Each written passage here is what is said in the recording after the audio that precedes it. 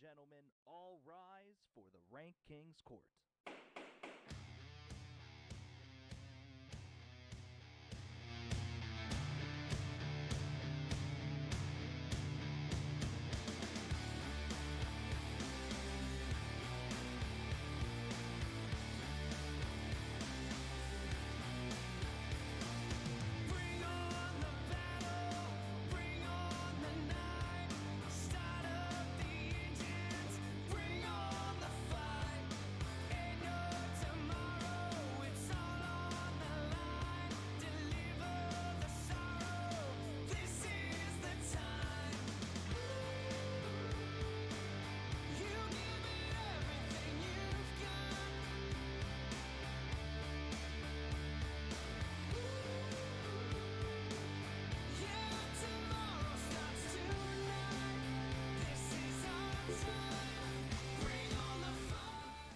Ladies and gentlemen, welcome again to the greatest spectacle to ever grace your computer screens, your phone screens, your tablet screens. Open up your Razor. It's there. It's time for the RankKing's Court, always on Tuesdays at 6:30. I am your host, Austin, the Rank King Morat, alongside always my two individual co-workers here, Noble Knight Greg and Oracle Vo. We are in prime time, almost fall time, boys. I almost got like an Angry Orchard something to drink tonight. I was feeling the fall brisky vibe. Still hot out, but it needs to go away. It's in the 60s. It was pretty cool. It's in the 60s. Listen. We're getting dangerously close to the best time of year, which is hoodie and shorts weather. We're getting extremely close, and I, for one, cannot wait for that to happen. I thought we were switching to soup mode. I gotta go in soup mode. Gotta get into it. No, That's not a thing. no, that's not a thing. Hoodie and shorts weather, though, is 100% a thing. Feeling it, boys. Sweater weather. It's around the corner. Halloween's around the Or corner. sweater, if you will. Sweater. I would. Sweater. Halloween's right around the corner. Mm. Halloween party might happen again. Might happen again? Most likely gonna happen. I was going to say, what was the Too caveat? rowdy What was the last caveat time. on the might happening again? We have a baby shower, and then we have Halloween party. Yeah, but here's the thing. Knowing your mom and your sister, there's a very good chance that as soon as the baby shower ends, it's just full-blown into Halloween decoration. We thought about that. Yeah. We thought about it. There's no way your family is not going a year without decorating that house for Halloween. No way. Well, boys, last week, since we're talking about in the spirit of fall and things that are coming up, last week was our kind of fantasy football, which always leads into the season of the weather of fall. I enjoyed last week so much. I didn't enjoy losing so much in a sudden run. That feeling came back hard, and it sucked. It felt right here. But watching football Thursday, Sunday, Monday, it felt back to just wonderful feelings in my stomach again. Yeah, I didn't lose this week. That never happens. That's impressive on your part. 3-0. Yeah. Took down Greg in the Thoughts from the Bench League. Did. Sorry, I had to throw that in. No, there. it's okay. I'll give you your credit. It's the one Just league promoting our content. It's here the one league that I don't have money in, so I'm not as upset about if I lose. It's okay. It's okay. I'm thinking this week. Let me know what you guys think. What? So I'm not doing the quarterback carousel this year. I'm gonna do the people's vote. For what, your flex or? So I was gonna do, what wide receiver should I not play, and list 3. Nah, that's too confusing. Saying who you shouldn't play, that's gonna be annoying to try to do. No, that'd be easier than saying who should I play. Well, no, because now everyone will pick the one guy that they would put in that case. Now you're trying to pick the guy to not put in. You know, that's just, I don't know. That just doesn't sound Maybe right. he's looking to lose. Maybe that's what he's doing, Greg. I feel like it. He's adding a negative to the voting process, No, because which you is the part. start 2 wide receivers, right, in a flex. I understand that. So I can't be like, who should I start if But the who should I there's start? already 2? But the who should I start makes more sense because it gives people incentive to want their guy to play. You know? Yeah. I gotta rethink this then. Yeah. I'm not I doing like the where your quarterback head's at. carousel, though. I I'm like- switching it up every week. You don't want to do the QB That- carousel? You can win a league with a QB carousel very easily. I'm just saying. I know, but I took it a little too far last year, Yeah. dropping a quarterback every week, picking up a random. That's fair. So That's fair. I'm Which switching it which up. which speaking of QBs, Austin, you wanna circle back on that bet from last week, just out of curiosity yet? Or It's 1 week, and they played Arizona, which I'm has just a saying, full- bud. I'm just saying. You want to Listen. circle back a little bit because that was a romp that we saw. You want to last week. circle back a little bit? Let's go to the fact where I said that Aaron Rodgers was going to be terrible, and he put up no touchdowns and 1 Put interception. up He did the three same- points in my He league. did the same in week 1. Shut up. He'll be fine. He'll be fine. Aaron Rodgers isn't the one that you went out of your way to make a bet on with me, though. So that's why I'm It's trying to. week 1. I'm not terrified of it. All right. Juju's already questionable. It's going to be a long road for them. All right, just saying. Just saying. If he drops 4 tutties against the Chargers this week again, then I'm gonna circle right back to this again, and it's gonna be another fun-filled thing to happen. Let's do it then. It's all up to you. Yeah, there's certainly a lot of good things that came about in the football episode. Then we got to circle back to all the injuries. Jesus Christ, so many injuries already in week 1. Dak Prescott already out for like 6 to 8 weeks with a busted weenie. He's just a wiener. Hey, listen, man. We humans, we love our opposable appendages. So if I can't move this around, I would be very upset too. Just It's saying. really a thumb injury? It is a thumb injury. He got surgery on it and everything. I thought know it what? was hit Wait. for some reason. Nope, it was a thumb. Not because he was doing. That's probably why. Throwing hand? That's probably why you thought yes, Throwing. throwing in, because he Yeah, was you can't play. it got batted when it was when he was making a play. But yeah, thumb is not moving properly, and as you can see, it is very, very bad when you don't have a fully functioning thumb. Here's the thing. It looked like he was playing with a busted up thumb before his thumb got busted up. So that team's in the shitter. They're already done. Season's over for the Cowboys. Mhm. Sorry for all you I don't know why you're Cowboys fans. I will never understand it. I but only know one Cowboy fan, and I did not bring it up to him, so I can't. When I see him again, probably like within a month, I'm guessing, like then I'll bring it up to him. Well, where's the good place to bring things up to your friends and coworkers? At the bar? No, you can't get. You can raise the bar. Yes, exactly. And where can you raise the bar? Where the RankKing's court is live today from Unit Fitness Studios, located on the North Shore of Pittsburgh. Unit Fitness is more than a traditional gym. It's a place where you can transform yourself inside and out, with a variety of classes based around fitness, yoga, strength, and performance training. At Union Fitness, they believe that it is their duty to hold themselves and their clients to a higher standard. To practice what they preach and uphold the values, make Union Fitness the community that it is. Go to unionfitness.com today to sign up for a consultation. Through Union, there is strength. I had like tunnel vision at like the end there for a second. I goofed up. That was a team effort. I know. To Yeah. lead up to that. Yes. Thank you. Well, Austin kind of fumbled that up a little bit, and then you recovered nicely. So thank Yeah, you. team effort. Exactly. It's a friendship circle. Mm-hmm. Or circle of friendship. What is it? Yes, you fumbled. Yes, you Okay. fumbled. Yes. Kind of like Russell Wilson yesterday a couple of times. James Cook. He didn't deserve that. Yes, he did. He didn't deserve being booed. The greatest comment that I got last night was from one Josh Elsas who said he looked fat in that Broncos uniform, and I was dying. Fat. He did look fat. He looked chunky. You know what else looked fat? Nathan Hackett's head. Yeah. That bald-headed weenie, stupid idiot. Can we talk about why kick a 64-yard field goal on that? Have you seen 55. Brandon McManus can kick? I know he can kick bud. it, but that 4th and 5 Russell Wilson quarterback, I feel like he can make something happen. The Manicast reaction was hilarious because Peyton's pressing timeout for 40 seconds trying to say call Well, it that down. was all game, man. It was all game.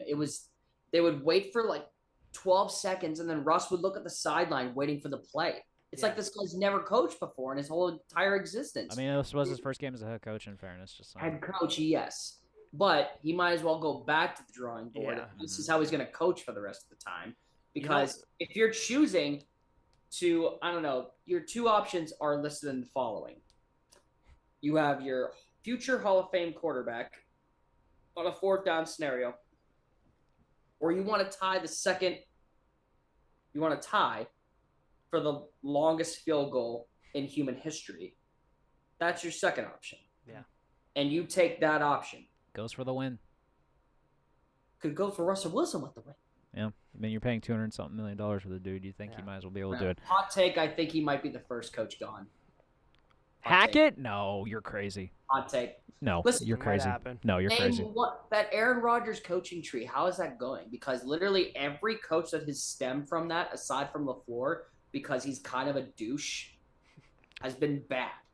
I don't think the Aaron Rodgers coaching tree exists, first off, so that's just every guy that has been coached with Aaron Rodgers. That's not a coaching tree, bud. Like McCarthy, dumbass bum, stupid idiot. It's not a coaching tree, bud. A coaching tree comes from coaches. Do you plant the seeds of Greg? Coaching tree. Yes, the Nick Saban coaching tree is a thing, or like the Bill Parcells coaching tree, or the Sean McVay coaching tree, which is actually a branch of the Bill Parcells coaching tree. Let me ask you something, Greg. Go ahead. Do you plant the seeds of imagination in this circumstance? Nah, not Plant really. the seeds of imagination. Where else can you plant seeds of imagination? Maybe in something that to discuss soon. Just saying. Yeah. Well, I'm trying to get there, but it's not working well. Spoiler. Not working well on their part. So tonight, guys, thing that Greg's talking, it's giving me goosebumps. We're getting into a little bit of nice recovery. The title of this episode is Goosebumps. For those that don't know, I was a huge Goosebumps fan. It's like the only we talk about how reading is for nerds. I cherished reading the Goosebumps books when I was younger. I had an entire collection on my wall from literally in numerical order of when the book came out.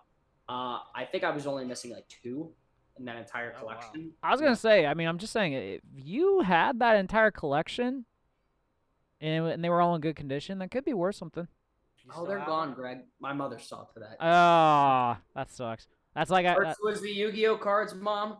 Then it was the Goosebump books. The Yu-Gi-Oh cards, mine were tossed. Mine were tossed as well, and I'm still upset about that.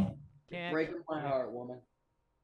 But Goosebumps, whether it's on the TV, whether it's in the movies, whether it's in the books, I think that the premise is very easy core horror with suspense and mystery, and I freaking love it. Wow. I used to rent them. Horror. Shoot, I did not think of it. That was actually pretty good. Nice. It makes a lot of sense. Shit, it does. It's like horror shows, books for kids, basically. And genuinely so, especially if you're a kid and stuff, that's pretty terrifying, some of the stuff that they would show. But as you're older and stuff, you're okay, I can still see this be somewhat terrifying when you're younger. Yeah. That explains a lot why Austin likes horror films and all that, because you had all the books. Makes sense now. Books, grew up with it. I mean, I since we're getting to more of the Halloween-esque style, I thought, why not slowly rev up the pace? Do something that everyone's at least maybe read or done or something of that nature. I think when it comes to these books, I think most people have read them or have even heard of them. Yeah. Most people have heard of them. I would say a good bit have read them. If you haven't read them, you've at least seen one of the TV episodes. At least. Right. Yeah. I mean, actually, when you think about it, they were the original horror anthology. Yeah. Which is crazy to think about. Well, let's not waste any time, guys. I want to get right into it. There's a lot to cover with this, surprisingly. But there's a lot of different things. But let's start off with Radical Ranking number 1.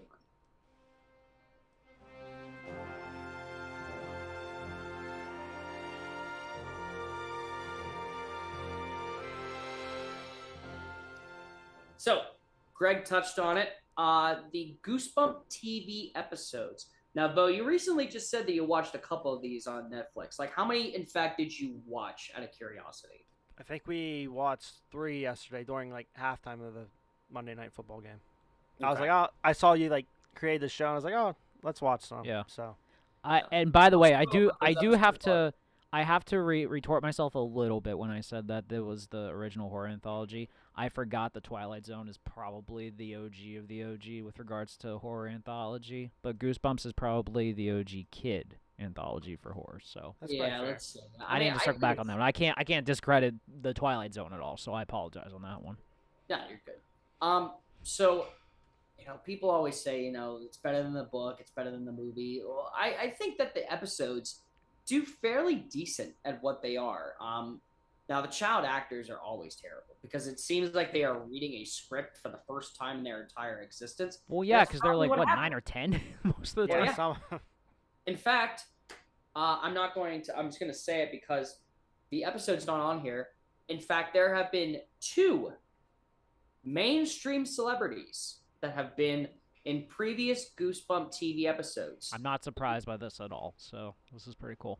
Do you guys want to take a shot at naming one? Doesn't matter who it is. I'm just curious to think who you think it is. They're like mainstream right now? Mainstream? So one was, then took a bit of a hiatus, now is currently at least mainstream in something.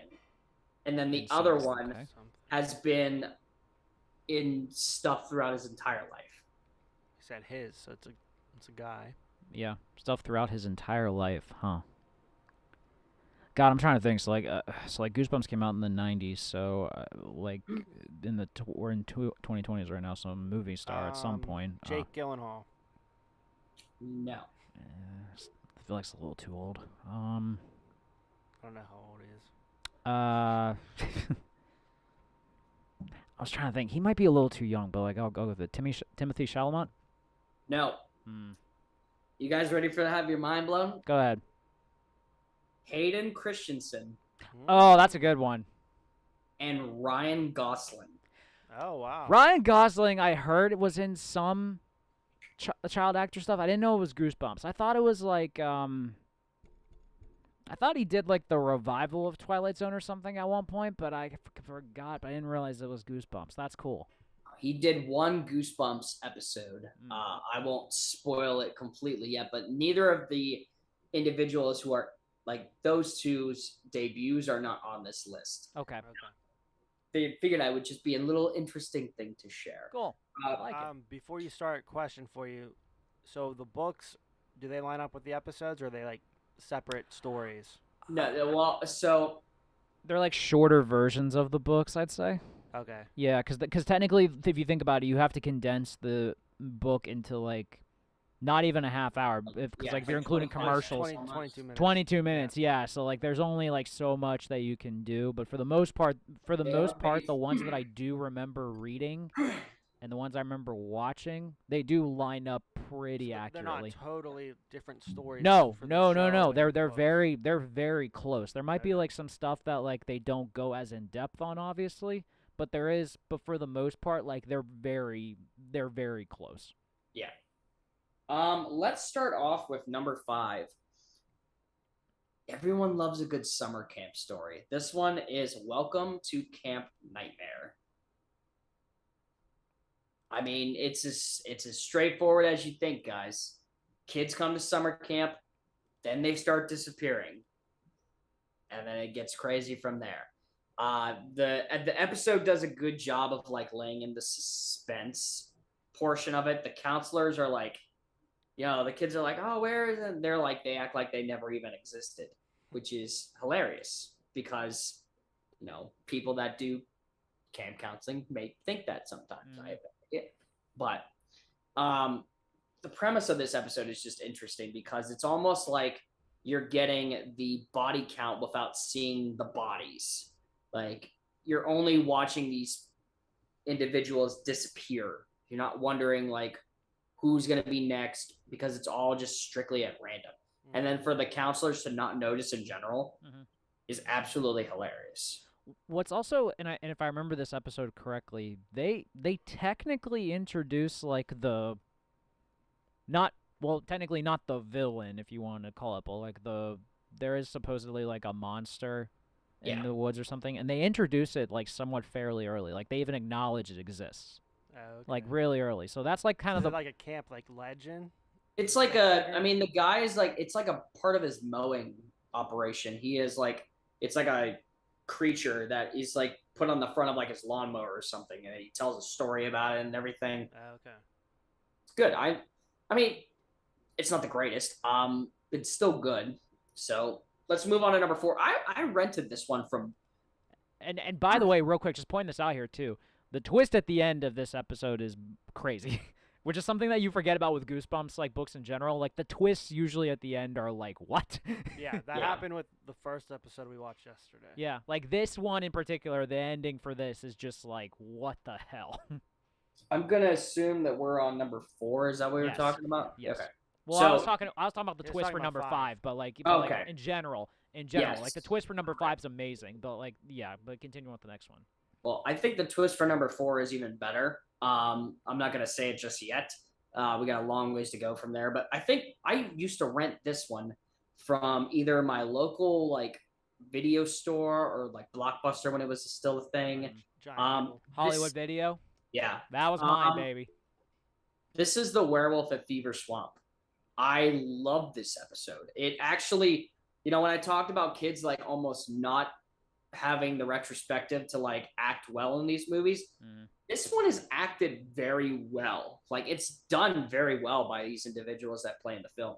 And the premise is very simple. It's a wolf, then we find out it's a werewolf, but then at the very end, holy shit, does it like you're in another dimension. You're in left field, like at the end of this movie. You don't even understand it until it happens, and then you're like, oh my god, it makes sense.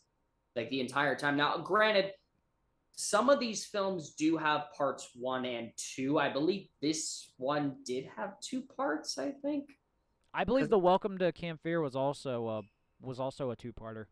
Yeah, it's because some of them have 1 part and some of them don't, but I think most of them have 2 parts. Yeah. So you know what, that'll answer some of it. So like the ones that like probably do need a little more depth on it, they do have 2-parters, I will say. Yeah.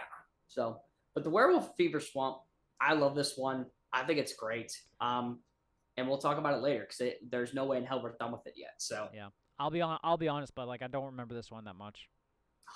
And I do remember watching a good bit of like Goosebumps when I was younger, but there's only so many of them I remember because they just didn't really stick with me as much. But like Camp Fear, I specifically definitely remember. This one I don't. Trust me, and I was going back and researching all these. It all popped right back into my head. Okay. When you think about it. Number 3 is I think one of the earliest ones. It might have been the second book. This is Stay Out of the Basement. Oh, yeah. This one's also crazy. Premise of this one, you have a dad and his children that, the dad starts acting very, very strange, drinking copious amounts of water throughout the entire episode, which are like, oh, great, he's trying to stay hydrated.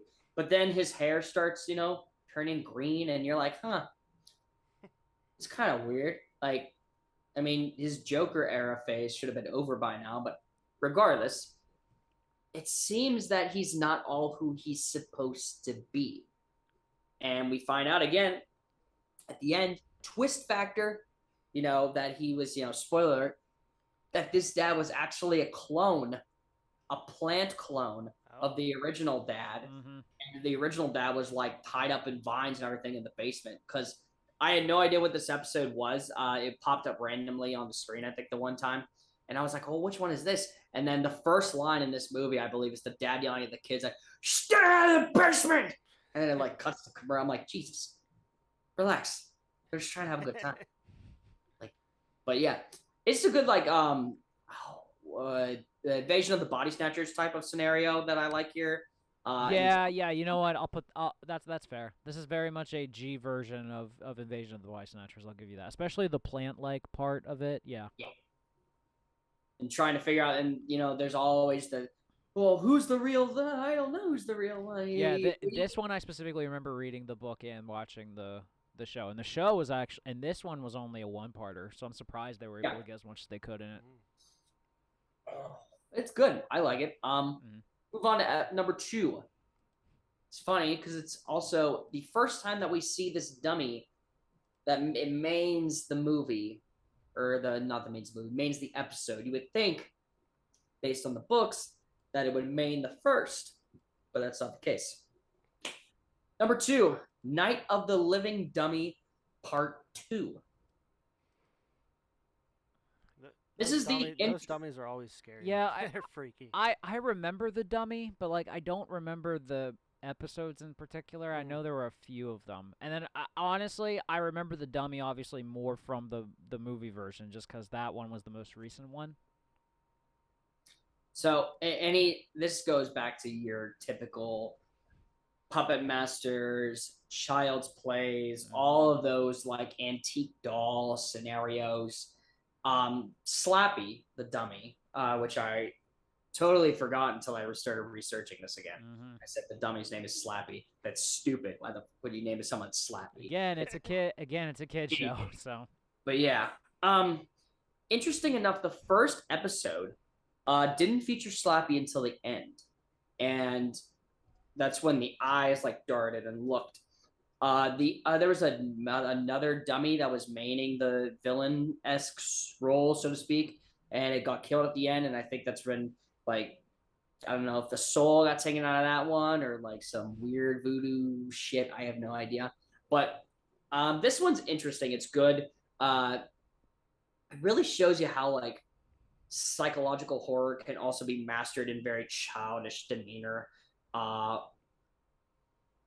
My favorite thing in almost all these horror films is when something happens in the house or outside, and the kid is like, "I didn't do it." Well, then who did it? And then they point at the doll. Yeah. And if I was a parent, I'm like, no, it wasn't the doll, you idiot! Like, stupid dummy head.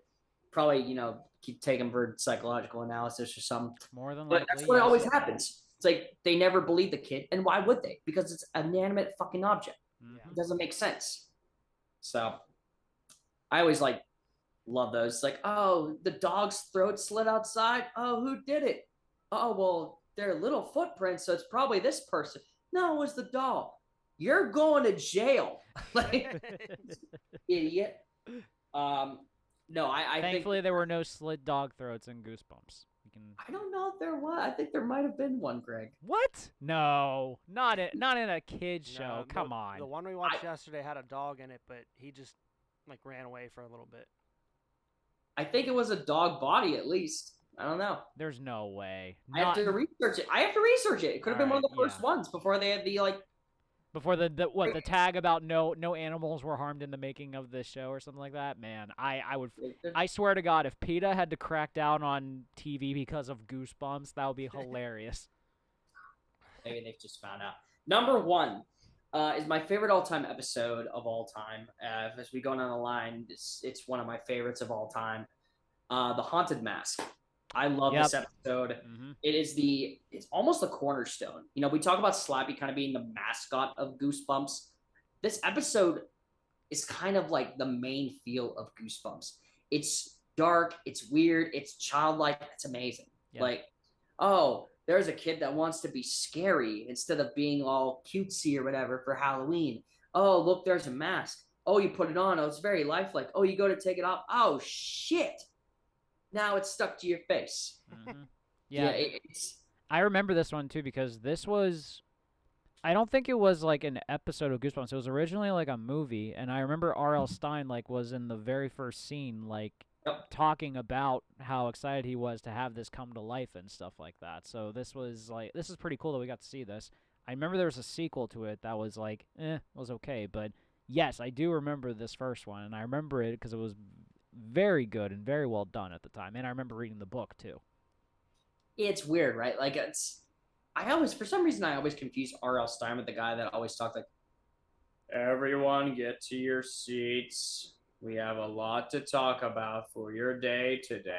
I know who you're talking about. You know what I'm talking about? Yeah, he looks like him so much. He was in Ferris. He was like Bueller. Oh, Ben. Bueller. It's Ben something. I can't remember what the hell his name is. Yeah. I don't even know what to Google though. It's I thought it's like Ben something. I can't remember what it is.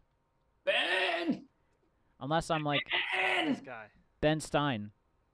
Is it? Yeah, Ben Stein. Ben Stein. Ben Stein. Yeah, that's who it is. Okay. So yeah, Stein. I was gonna say that it's funny how they both have the same last name. That's absolutely hilarious. Are they related? No, they're spelled differently. Spelled differently. That would have been crazy. Yeah.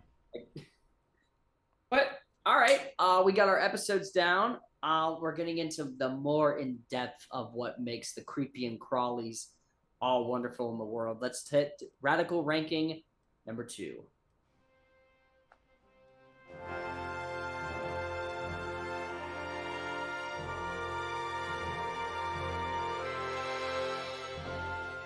Well, we talked about the episodes. This one kind of has more episode, but still has book feel into it. Because we're going to talk the main Goosebump monsters.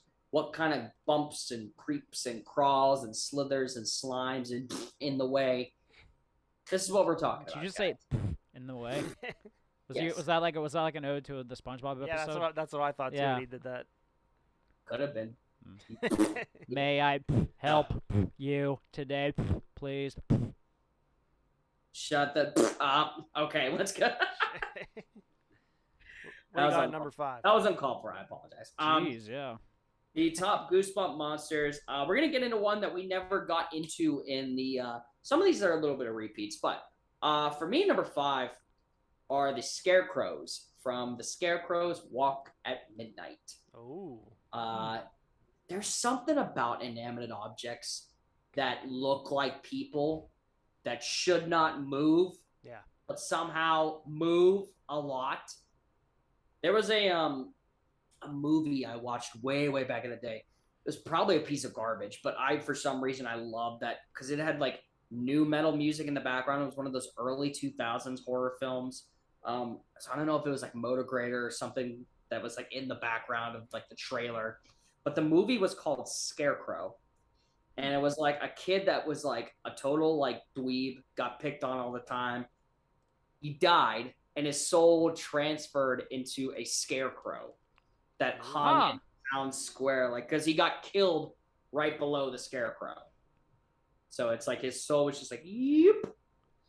I think that's a And different he just- Scarecrow. Different one, but that's his Pittsburgh. Huh, interesting. He just goes on a rampage. He uses scythes, believe it or not, as a weapon, which is crazy.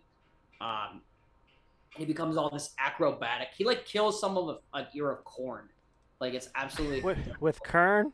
it's corn. But he literally like he's like has his head against the car, and he's just like, "How about an earful?" And just puts like a thing of corn like right in his. the Scarecrow talks and stuff. That's cool. Yeah, it's there. I'll have to send you the link or something, guys. I think it's still a cult classic. I think but it's probably a piece of trash. Like it's probably really bad, but I liked it, and it kind of brought up this feeling in this episode with these scarecrows. It's something, man. I don't know what it is. You're walking through a corn maze in the middle of the night, and you see a scarecrow. And they did this at the one that I went to. I looked back, it was there, and I walked for like another like 3 minutes, and I turned around, and they had taken it down. Yeah. So I was like, oh shit. I was like, all right, who's funny right now? Like, I'm gonna hurt you. Like, don't even like come near me. Yeah. But the scarecrows in this, I mean, they're very typical, very skinny, like scarecrows, flannels on and everything. And I will Sounds say like me. Yeah, I know. Are you Scarecrow? I Just guess. put Greg up on it. Put me up on a stake, and I'll be basically me in the fall. There's your Halloween costume. A scarecrow? Scarecrow. Jesus Christ. All right, let's get to number 4, one we talked about already, and I have it in quotations because number 4 is Dr. Brewer from Stay Out of the Basement. Yeah, this one was creepy, especially from the especially what was really cool is like at the very end when you see the clone and the actual one, and you could like it's kind of cool how they try to differentiate between the two of them. Mm-hmm. Yeah. Like the baseball hat was like the one thing. Like they like never wore a baseball hat apparently, but he did it to like cover up his green hair. And like he would like get sliced and like green blood would like come out of the. Yeah, the green blood part was the one that like really was the cool part at the time. It was also like the thing that like creeped you the hell out as well. I think the part that creeped me out the most was the fact that he drank copious amounts of water. Quit staying healthy, nerd. And he would also like again that also sounds like me, so thank you. I appreciate it. He would like eat a bunch of dirt and soil. Like he would just. Now that I've never done, so but I've had a dirt Sunday before. Dirt Sundays do Those sound are delicious. pretty good. So wait a second. So this guy basically walked around and practiced photosynthesis. He did. Photosynthesis. Photosynthesis. Photosynthesis. Where's it from, Bo? You don't know. Move on. What's it from? It's from SpongeBob. Oh, Literally, that's- like him. yeah. It's the karate. It's when he gets banned from doing karate, and he has to like do Oh, something else with Sandy. I remember that one. Now, number 3, it technically, I don't think it counts as a monster. I think it does, though. This is the camera from Say Cheese and Die, which was, in fact, Ryan Gosling's episode. This camera is weird. You're looking at this camera right now, and you're telling me that's a normal camera. That is not a normal camera. No. Not at all. Not at all. Not at No. all. It literally looks like a toaster that someone glued on a rocket ship. Yeah. With like gills and fins on it. What? Like, I'm trying to remember. This is the one where like they take a picture and it like shows their future, right? It would show them like dying in like certain scenarios. Yeah. Oh, okay. See that? Are you sure? Because I feel. that is your future. Well, I was gonna say, like, are you sure? Because that feels like that's a lot for For a a kid's Goosebumps show. episode. I can look it up if you're. Because I'm just saying, like taking your picture and then dying sounds very like. Well, it says say cheese and die. So, unless you take the picture and you die, but I doubt that happens either. I know, but I'm just like thrown off that they would have an episode where, like literally showing someone dying after taking their picture. It's like that's just. So okay, so Greg thinks that there's. It's funny because the guy in it, his name is Greg. Nerd. Greg thinks there's something wrong with the old camera he and his friends found. The photographs keep turning out very wrong. Very wrong. Like the snapshot Greg took of his father's new car that shows it totaled. And then Greg's father is in a nasty wreck. Oh, so it was off. So it was off camera. Okay. So it does happen. So, but yeah, this camera's weird. I mean, you as a parent have to look at that and be like, What are you holding? Yeah. yeah, like, okay, what weird sex shop did you go to that this is in your hands? I wouldn't correlate that to a sex shop, bud. I don't know. You turn in my vibrate. I don't know. Who the hell knows? What? Doesn't matter. What are must you be one of talking those about? Butler Like sex Jesus Christ, man. I don't know. Let's hit number 2. This one actually was not. This might be cheating. It's not in the original Goosebumps. This is from Goosebumps 2000. Oh. Why am I not surprised that they made the sequel series called 2000? Like that's annoying. But go It's ahead. Goosebumps series 2000. Okay. Spin-off of the original Goosebumps series by R.L. Stine. Cover design of the 2000 book was different from the original books, though the cover art was again by the same person, Tim Jacobus. Okay. If I'm saying that correctly. This thing's weird. This is Rip the Cat. Greg, this is your worst. That's a cat. Terrifying. That looks like a giant rat. It's a rat, bat, Yeah, cat. So let's point it out this way. We all know that cats. We all say that cats have 9 lives. This cat literally can die 9 times, and it can come back after each death and try to it tries to murder you. Okay. You have Yeah. to kill it. So this But again it's adds to coming- the lore that I have that cats are evil. So there you go. Yeah. Yeah. Confirms it. It's, Confirms it. Yeah, it's. I mean, this thing is nasty. It looks like a cross between Master Splinter and whatever hides in Greg's nightmares. I can't Yeah. really.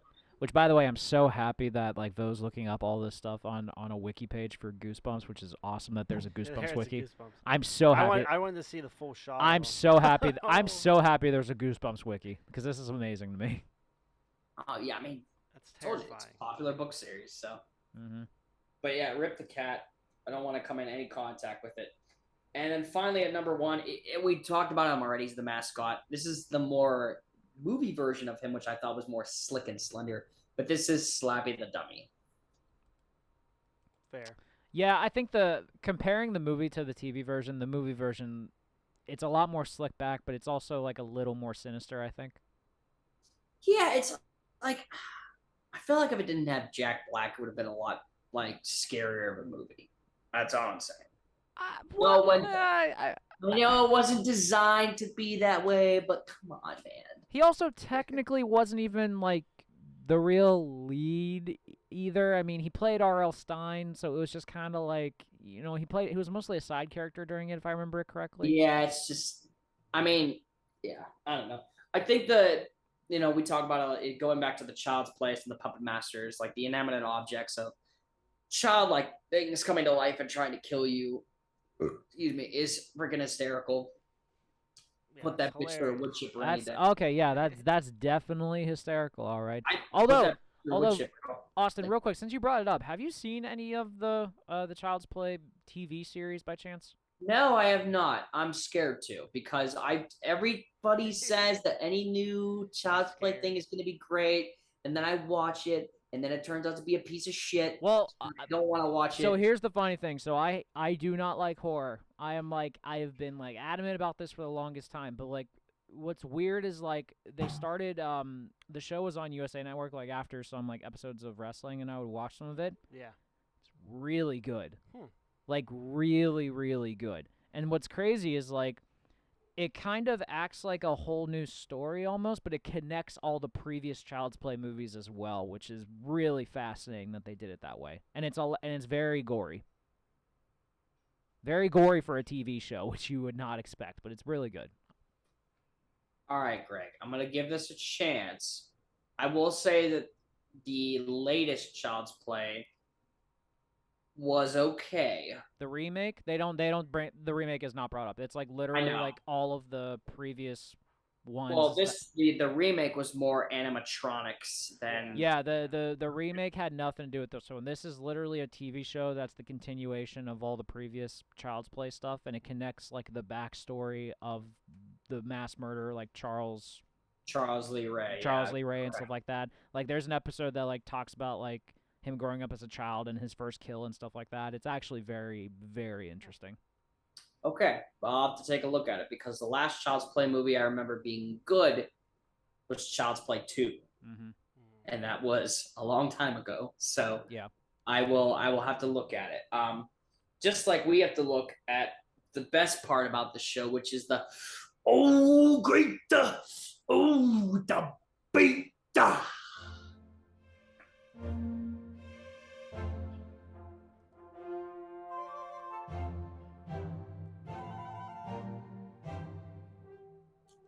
Creativity's in the air, boys. Greg hates the smell of it. Bo and I love it. Despise it so much. Oh God, quit being a weenie. So, for the great debate, we have to create our own Goosebumps story plot. Oh. Fancy. Dun dun dun. Very creative tonight. Thinking of it, boys. There's a lot of Goosebumps stuff out there. I think that I think we all can like derive from something that hasn't been done before. So, or at least like, I wouldn't say done before, but at least like, or maybe like if it has been done before, probably like tweak it to make it sound more like a Goosebumps thing. And for the record, like anything I come up with, like I'm just doing off the top of my head. So. Well, that's the whole point of this, Greg. Yeah. Mental muscles. Mm-hmm. I texted Foreigner, so we'll see if he responds. While we wait, the one monster that you missed that we watched an episode yesterday was the sponge. Do you remember that episode? The sponge? There was a sponge under the sink that was like an evil spirited sponge. An evil what? It would just destroy everything. Like it had its eyes would glow. Hold on. Okay. I was not. He texted me. I was gonna say so like it's episode 2 or 3. Sponge. Evil sponge. Okay, so like came from beneath the sink. Dang, I remember that now. Okay. Oh my God, it was a sponge. That's right, it was a freaking sponge. That's hilarious. Okay, so that's the child. Right here. Okay, oh my God. Okay, that's okay. I can even see like the eye almost. Yeah, okay, that's kind of cool. Like a big chicken nugget, actually. I will give you that. It kind of does. That's gross. It had a 6.5 out of 10 stars. Hey, what's up, Grind Project? Hey, we need a rank. We need an order, please. Texted me the order. Okay. He says he's missed you, Austin. That's I'm surprising. glad. I miss you too, fella. Fella. fella. Don't worry, he says that to everyone. So Do you want to know the order? what do you got? Is he making it or? He texted He me already in. sent it. Oh, okay. He has me, Greg, Austin. I like it. Okay. All right, what do you got? So we're gonna Goosebumps story put plot. our Let's get it. spotlight here when we have the episode. Dun dun dun. All right. So we open up with a summer camp. Okay. I know it's been done before, but this is separate. Everyone's Mhm. excited to go to camp. This camp is called Camp Freedom. It's a summer camp for kids. The camp director he's a new director this year. His name is Eddie Edwards. Okay?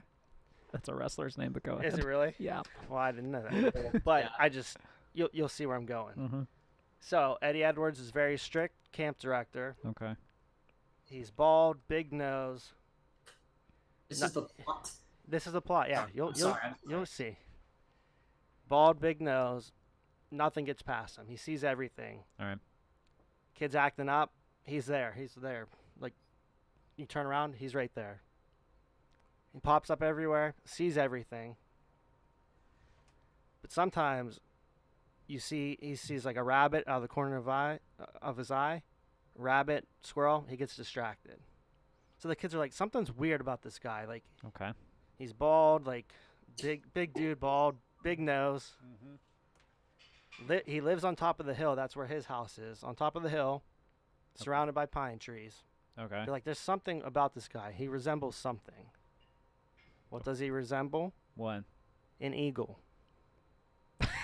Eddie the Eagle. So he's Eddie the Eagle. And how do the kids figure out that he's an eagle? He leaves mud, sticks. Whenever he leaves places, they're everywhere. Because Okay. he's making his nest up on the top of the hill. Okay. And basically, sometimes he coughs up rabbit fur. He's turns into an eagle at night. And that's how he gets around the camp so fast. He sees everything as the eagle vision. Oh, okay. So the episode is called The Eye of the Eagle. I like that. Okay. Okay. That's interesting. I love the whole metamorphosis into an eagle and that he brings back shit to build his nest and everything. That's also kind of cool that, like he knows what they're doing at night, without them knowing. And they're Yeah. like, how do you know that? Well, I'm just a camp counselor. Or Yeah, I know what I'm doing." exactly. And the whole reason behind this is because when I was little, I used to call people Grind eagle Pro- heads. Not to interrupt, but Grind Project says, LOL, so a vampire but an eagle instead. Basically. But because when I was little, I used to call people eagle heads. So that's where I got this thought Okay. from. You called people eagle heads? Yeah, I don't know why. Huh. But yeah, I guess I said it once and my parents laughed, so then I kept saying it. You know what? So. And I'm just gonna point this out here too. I made this joke to my dad before. So like the only time I ever saw an eagle in my life was at the Toronto Zoo. Mhm. So I cracked a joke about how eagles love Canada too for the free healthcare. So which makes even more sense that because we did joke you were Canadian for 4 years, so See? it works Yeah. out. Works out. Checks out. But yeah, The Eye of the Eagle is my episode. Greg. I hate this. Okay. All right, so I think I kind of have an idea for this one. And I will say it's kind of playing off a little bit of a previous Goosebumps episode I vaguely remember, but it's also somewhat newer because of modern technology today. Okay. So I'm going to bring up the scene of a new kid comes to his junior high school. Let's call him Reginald. Very dorky kind of name.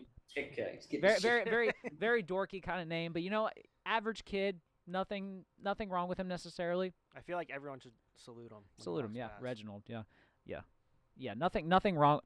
Just an average kid. Doesn't have a great day to start. Makes enemies right away with the school bully. Causes a ruckus that he has to have detention his first day with a group of kids like that. While the teacher is watching them goes out, They immediately start harassing him. He starts running around the school to try to get away, and he finds himself into an abandoned bathroom. He goes into the bathroom, and what does he see? A random QR code on the wall. And on that QR code, it says, "Scan me for help." Okay. So he scans it. Takes him to an app that he downloads that says, "Survive this school." He opens the app, and it's an open communication that says, "Click me for help." And he immediately types in, and it says, "Need help with bullies." Dots pull up, and he says, "Taken care of." Next thing he knows, he walks outside. He walks out into the school. Mhm. He doesn't hear anything. Nothing. He goes back to the classroom. Nothing there. He immediately sits in there, waits for him to be dismissed, goes back the next day to school. None of the kids that were chasing him are there anymore. He downloads an app that can essentially help him do whatever he wants while he is at school. Mm. And all he ever has to do is just open it up, type what he needs, It's and done. boom, and it's done. I don't have the name for it because I hate being creative, but that is the story. That's pretty good though for not being creative. Mm-hmm.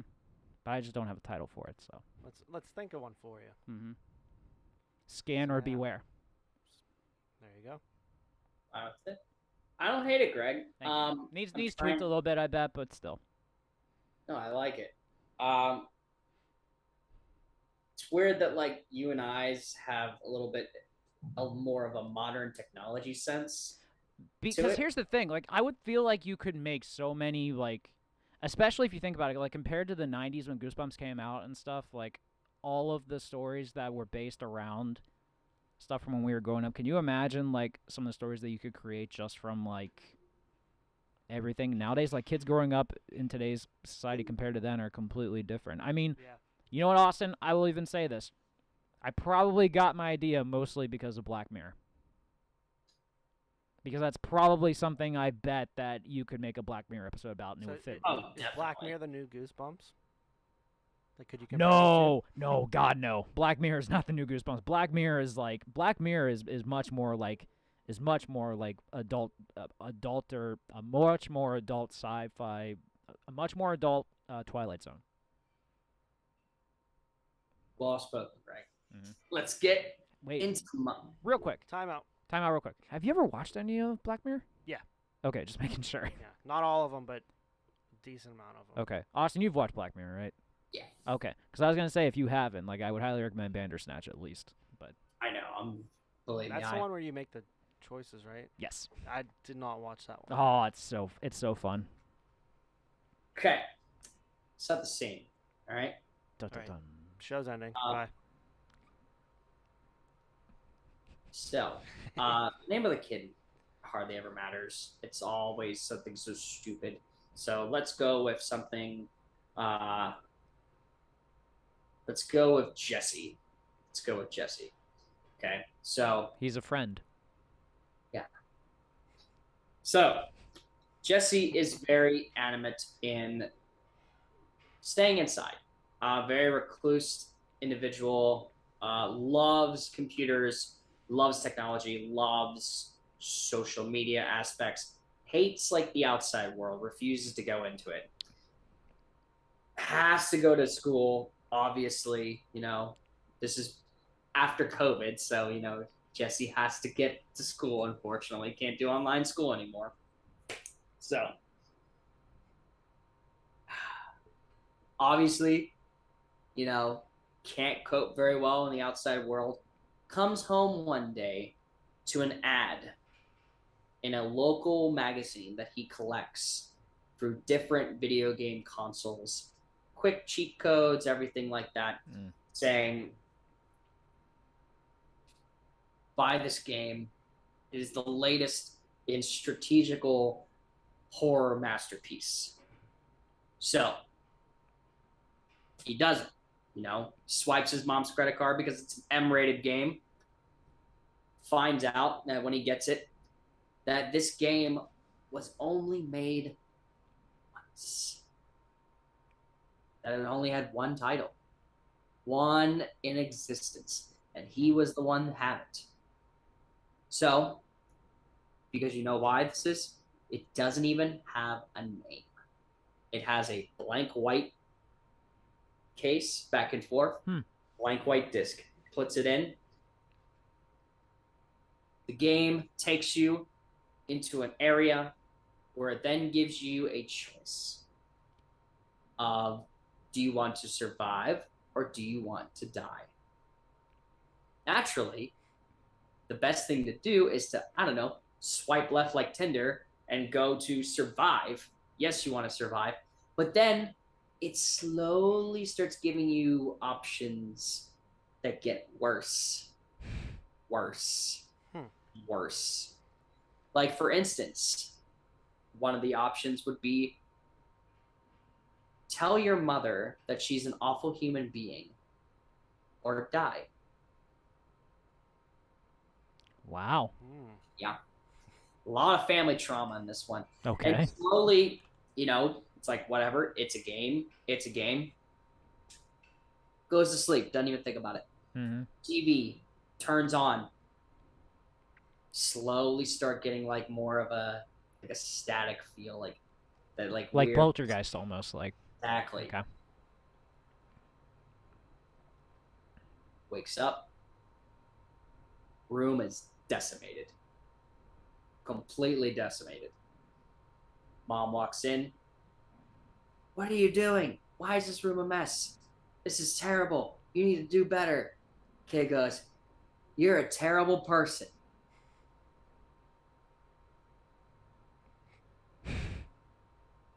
Whether he wants to or not, the choice that he makes comes true.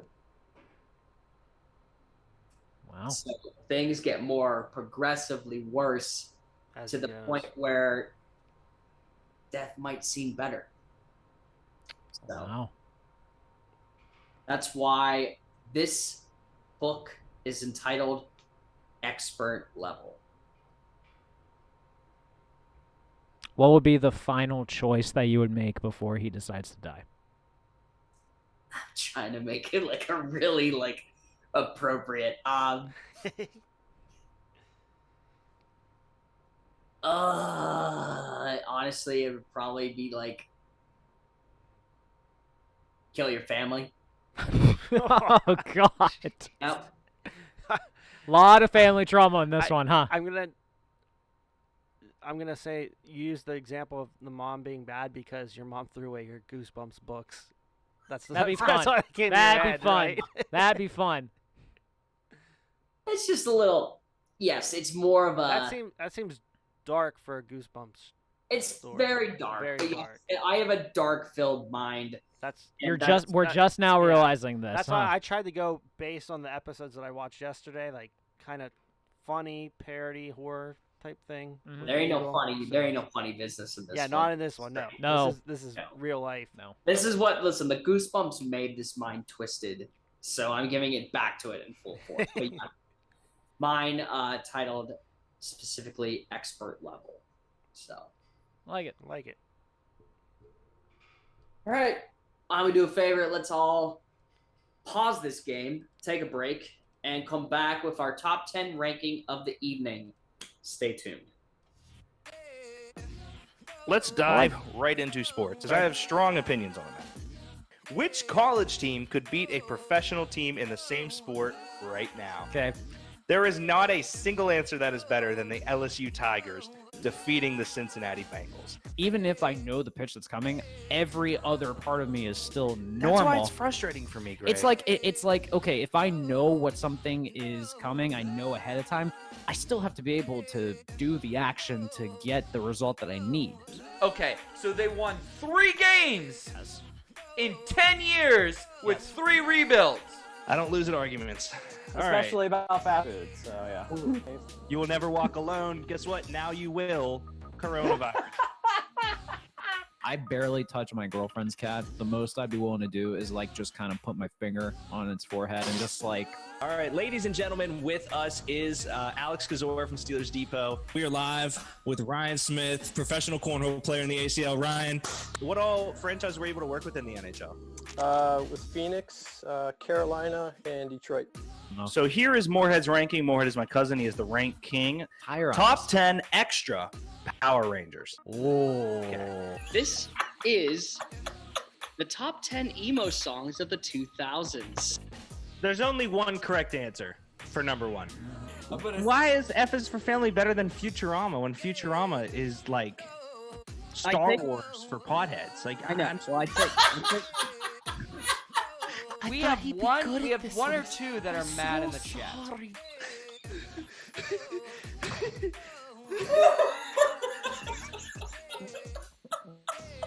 You're welcome for that. Okay, we're gonna get banned.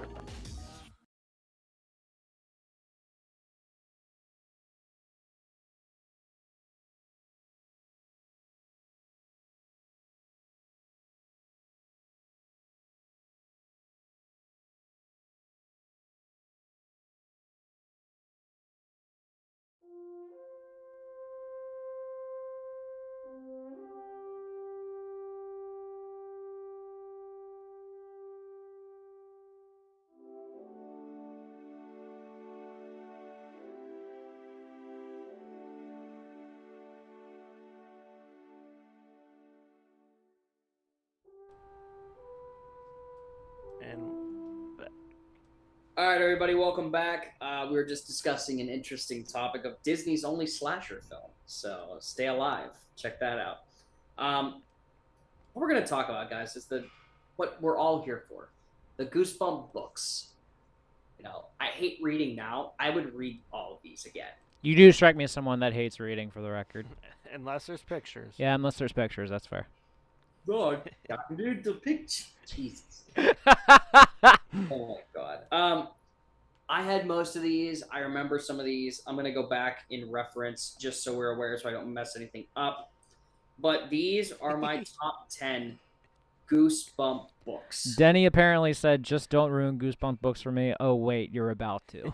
Oh wow! Hey Denny, thanks for choosing to tune in at the last 30 minutes of the episode. Every single time. In fairness, the That's what 30. he's here for. In fairness, the last 30 minutes are probably the best of it because your ranking is usually the one that causes the most uproar. It's just annoying. Thanks for tuning in, though, Dan. We're happy that you're here. Now, real quick on this one, Bud, is there like any instances where you've actually thought about this, where the books are better than the episodes, or the episodes? I think are the better? books are better than the episodes every single time. Okay. I don't think there's one episode. There's one episode that ties with the book. The other ones, they don't even come close to the books. There's just something about the feel of reading these books that freak you out. Got it. So this one, published on my birth year, 1994, the 19th installment in the Goosebump book series. This is Deep Trouble. Deep Trouble. Never heard of this one. So, basically, it titles the deep children. Funny enough, two deep children spending the summer vacation on the Caribbean island with their uncle, who simply goes by Dr. D. Dr. D. They snorkel and they're nearly attacked by a sea monster. Basically, it titles. There's so much. There's treasure. There's pirates. There's hammerhead sharks. There's sea monsters. Jeez. There's mermaids. Like, there's everything. Everything in the sea in this one. Literally, damn. So I really like this one because it influenced my ability to like the movie Jaws. You want to okay. PG that shouldn't be PG? It's Jaws. Because the first time I ever watched it, I didn't expect a corpse to pop out of the water missing an eye with a PG rating. Wait, I seriously. I feel like we've had this conversation like We have. three other episodes. Hang on. I actually never knew that Jaws was PG. Jaws is PG. How in the world is Jaws PG? That makes no sense. My My mom has told me stories about how she saw it in theaters with like with one of my cousins who was like very young at the time, and how like traumatizing that movie was when it came out for some people. I cannot believe that it's PG. Yes, it is. It is PG, Greg. It is. I watched it as a kid, thinking nothing of it. I said, "Oh, this is a creepy, creepy shark movie." I can't. I'm so stunned. I can't believe that Jaws was PG. I would have thought. If you would have bet money, you would bet me money. I would have bet for sure would have been rated R. Well, it should be, but it's not. They're constant human beings that are eaten by this shark, and it is a PG movie. Is Jaws appropriate for a 10-year-old? The movie is not for kids. No, it is not. Can a 4-year-old watch better on this? 10 plus if your child is not scared by blood. It's a bit gruesome. My daughter didn't find it frightening. Huh. Okay. All right, she's gonna end up just like the ranking. Oh, boy, what a path to go in. Yeah. Okay. Let's hit number 9. This is the 32nd installment, I believe. Let me make sure that it is. Yes, 32nd. I like this one a lot because it kind of like gives like what could happen in real life scenario, especially being that we like these animals. This is the barking ghost. I remember this cover for sure, but I don't know if I read this or not. It's very, very.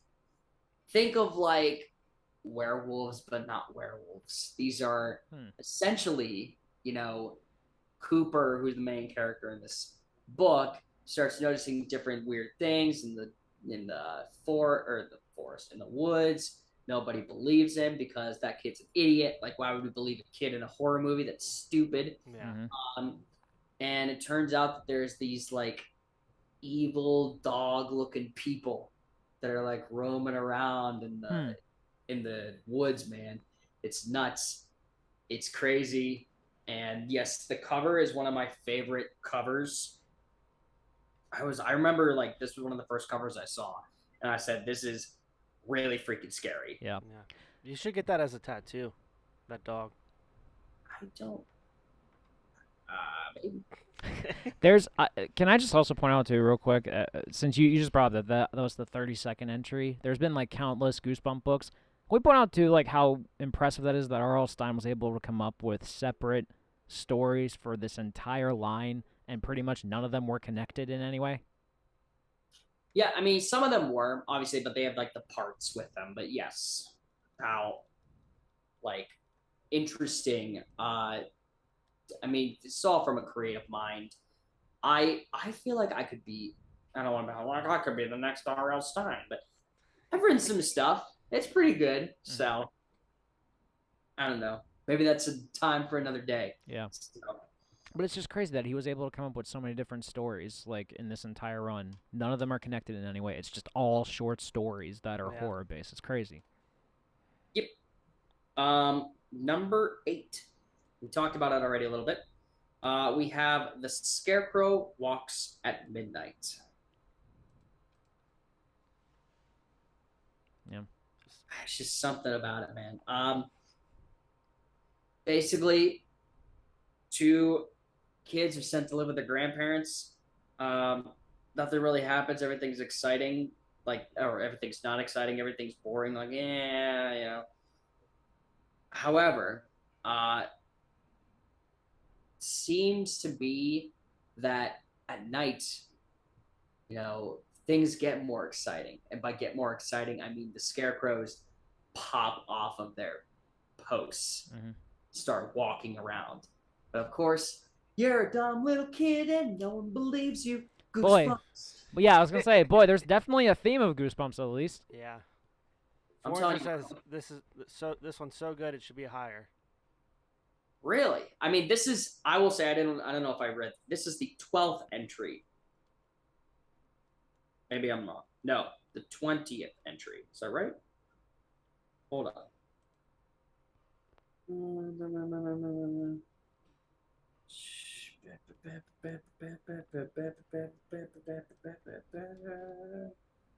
Has to be. I don't know. Yeah, it says 20th. Okay, I'll go with 20th. I don't know why that's said 12th originally. Okay, man. But yeah, again, there's something about scary things like with scarecrows and that, man.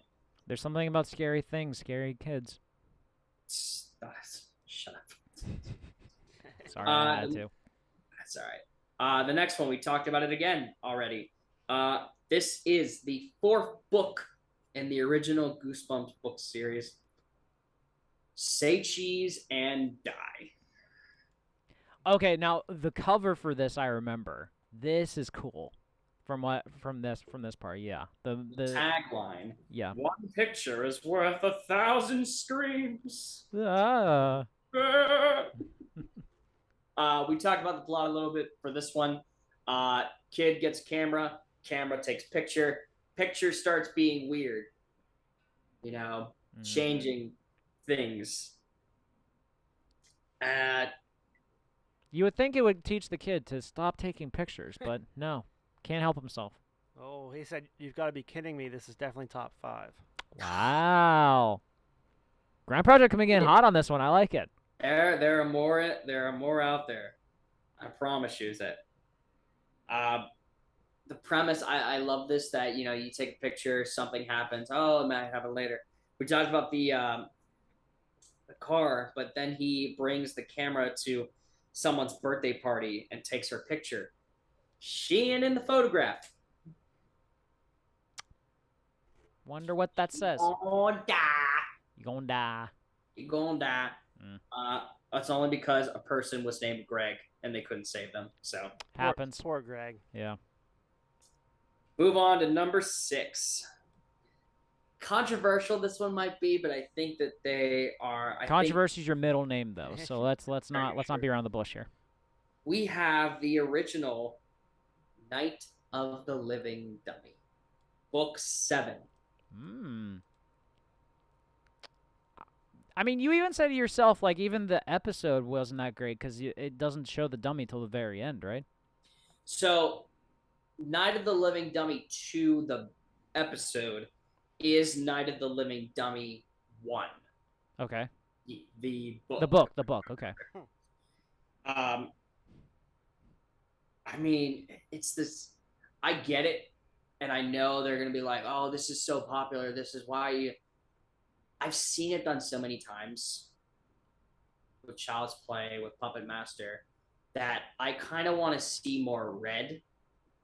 You catch my drift when this happens, and it just is more mischievous than anything. It's not really my style, but I did love, like, as a kid reading this, I thought this was one of the scariest things because, like, oh, this is my pal. His name is Slappy. Idiot, dummy head, Slappy. In the end, it's just the dummy has just a big ego trip. Like, it's all about him and everything. Yeah, and also you have to remember, too, that Child's Play is literally a doll possessed by a serial killer. So that plays into it a little bit, but this is not. This is just, a dummy that is alive. Alive. Number 5. I like the episode. I like the book even better. It's a good place for it halfway through. This is, I believe, let me make sure if it's correct. This is the 14th book in the series. This is The Werewolf of Fever Swamp. The premise of this is fantastic. You move into a swamp, best friend is living next door, palling around, doing a whole bunch of things, and then he gets bit in the middle of the night. We don't know who is. We're not really sure who the werewolf is. And spoiler alert, it is not revealed until the end, but that everyone thought, I believe, that it was either the dog. Yeah, everyone believes that Grady's dog is responsible but Grady is convinced a werewolf is the culprit. Oh. And it turns out that the werewolf was none other than his best friend. What? Why would he do that? Because I don't know. He's stupid. Grind Project had not a top 5 entry, just saying. But he did agree for the last one. Number 6. Looking at it here. His friend Will sinks his teeth into Grady's and becomes a werewolf. So yeah. So they both become werewolves. Cool. They're both werewolves, so it's a werewolf fight at the end. It's dope. Nice. Number 4.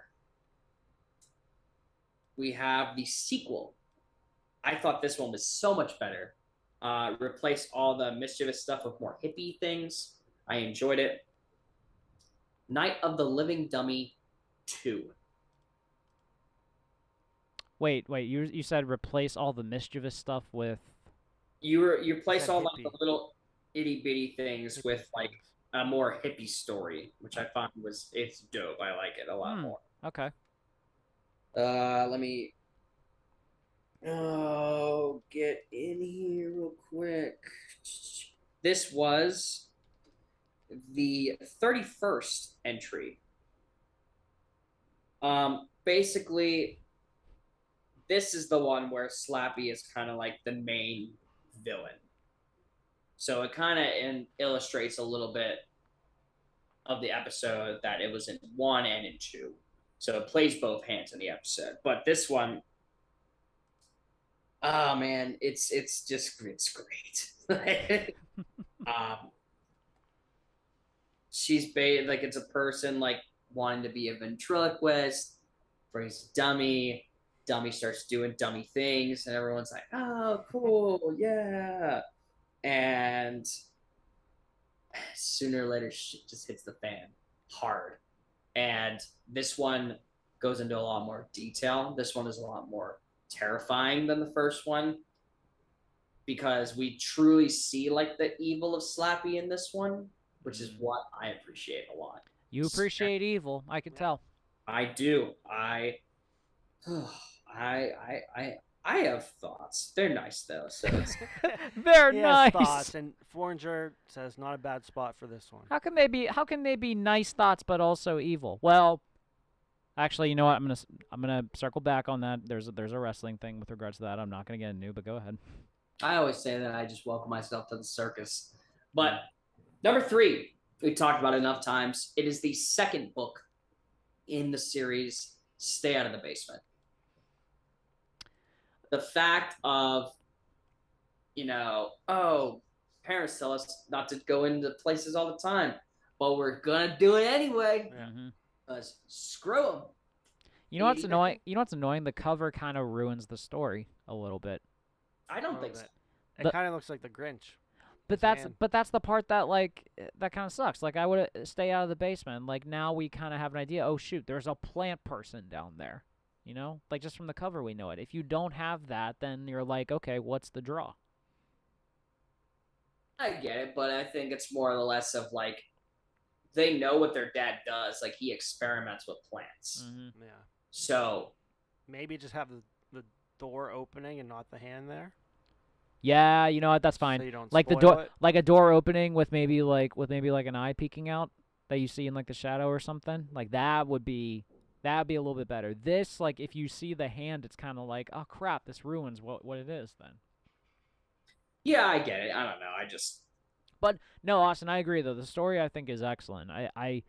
The idea of like you cloning yourself and creating a plant person, and then that plant person tries to take over your life is crazy. The green blood part is creepy. Eating dirt is creepy as hell. And then the final scene where the children have to figure out which one is their real dad and stuff like that is also a great thing that's been done in so many stories and media and stuff, but it's still fun.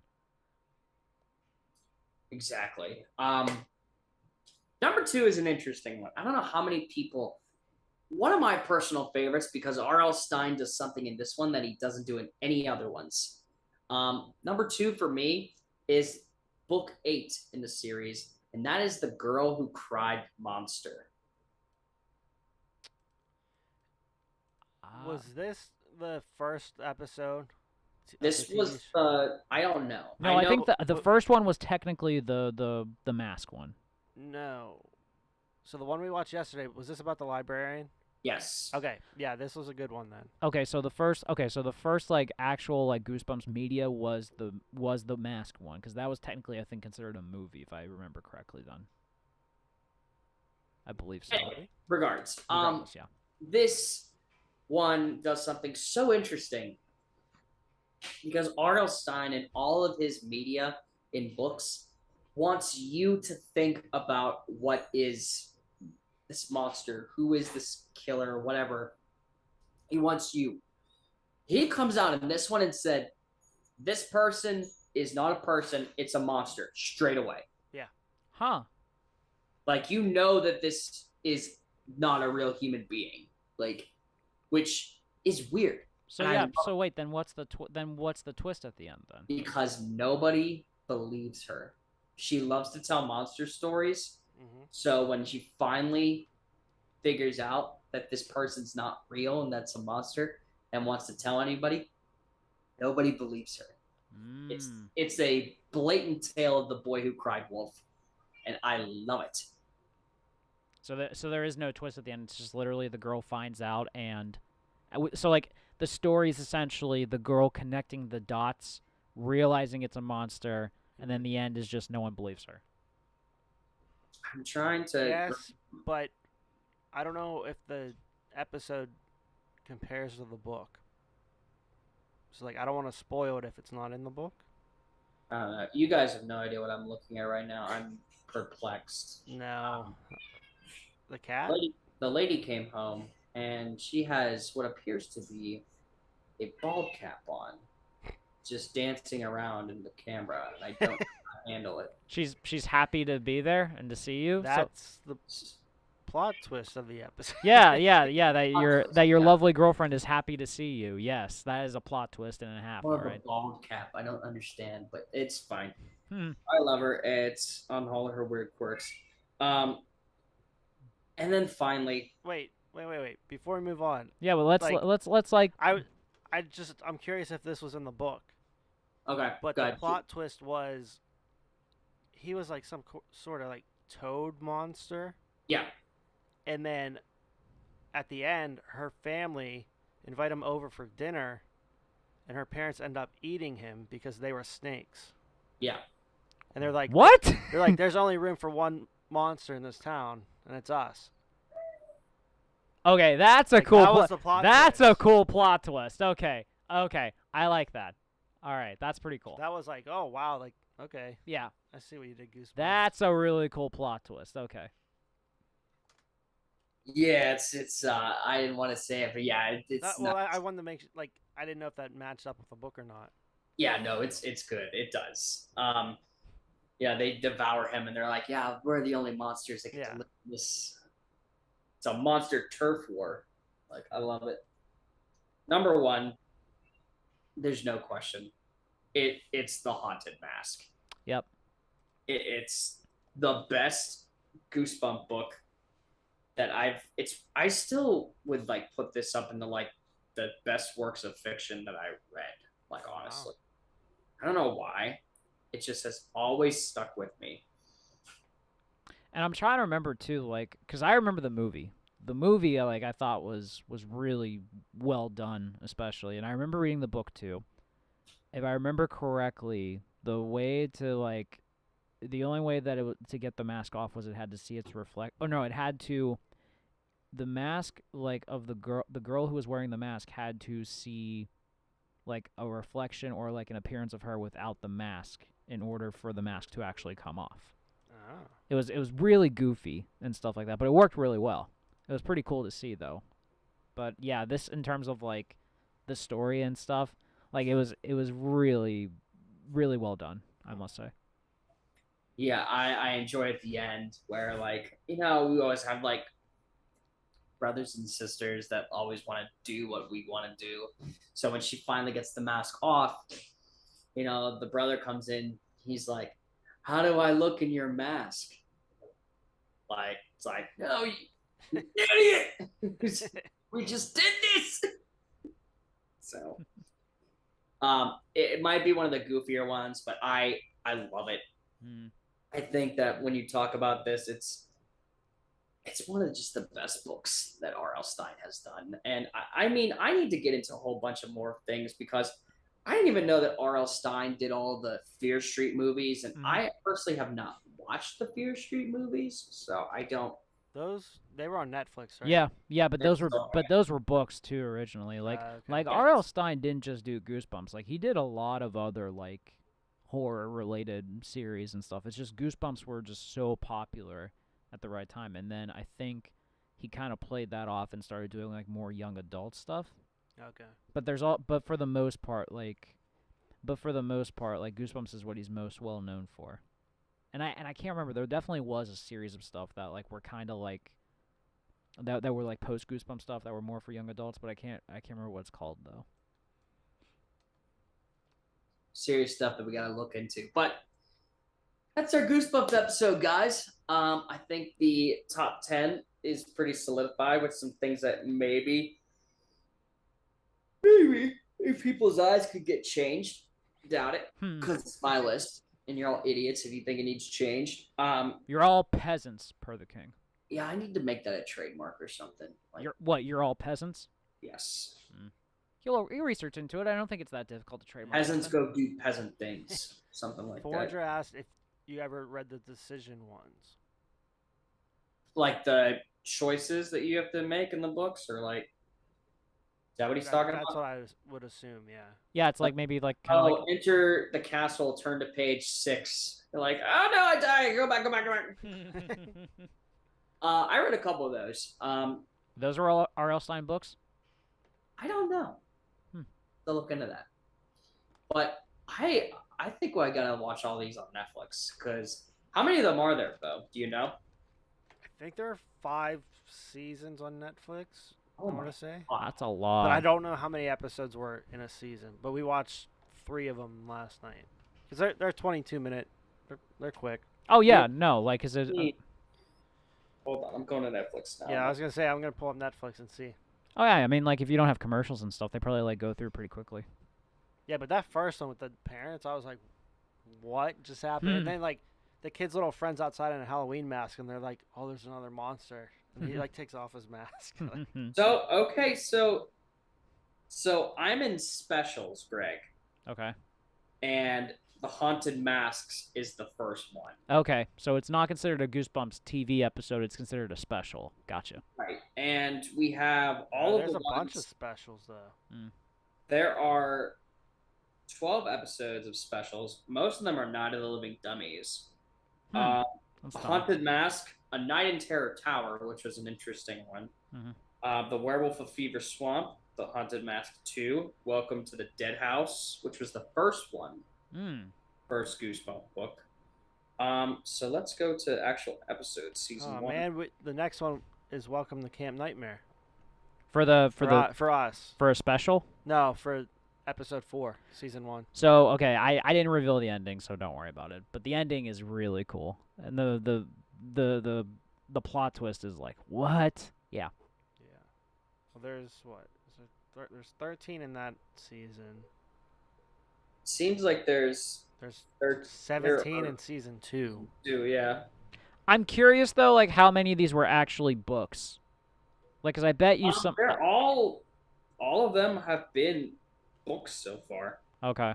Cause I'm curious if they ever got to a point where they like had to just, I don't know, like come up. Season 4, and let me see. No, it's all still books. Books. Huh. So, Cry of the Cat. That is the 2000 series. Okay.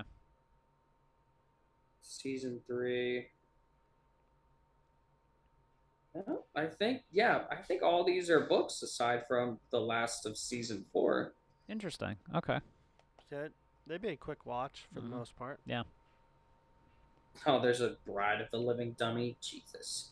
God, we don't need another one of those. But okay. I'll check these out later tonight. Thank you to everyone who viewed the show. Grind Project, Denny. You guys are awesome. And hope to see you guys on the flip side next week. We might have a guest, we might not. We probably don't know what the topic is. We'll decide probably Monday night or Tuesday morning. So it always works. Mm-hmm. And we're delivering crazy and electric content for all of you. So, Gavel Greg.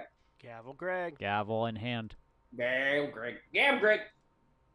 Just going to sound like a mater, like Larry King. Gavel Greg. Gavel Greg. Excuse me. Court is adjourned. Court is adjourned.